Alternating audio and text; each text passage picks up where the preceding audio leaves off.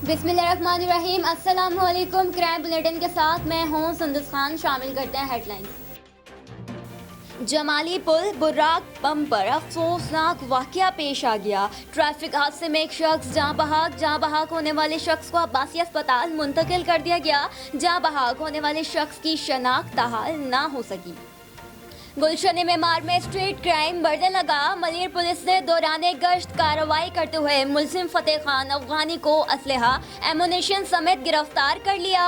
मुलजिम के दीगर साथियों की तलाश जारी। मुलजिम के खिलाफ मुकदमा दर्ज कर लिया गया।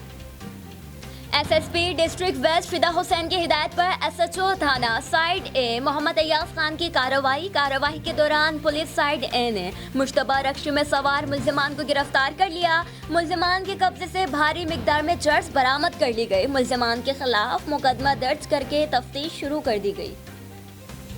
एसएचओ सैदाबाद की कार्रवाई। सैदाबाद यासीन मस्जिद ग्राउंड से 2 स्ट्रीट क्रिमिनल्स को गिरफ्तार कर लिया गया। मुलजिमान डकैती की मुतअद्दिद वारदातों में मुलव्विस थे। मुलजिमान से असलहा बरामद करके मुकदमा दर्ज कर लिया गया। फिलहाल इतना ही। मजीद खबरों और अपडेट्स के लिए विजिट कीजिए हमारी वेबसाइट csnlive.tv। इसके अलावा आप हमें फेसबुक और ट्विटर पर भी ज्वाइन कर सकते हैं। देखते रहिए CSN।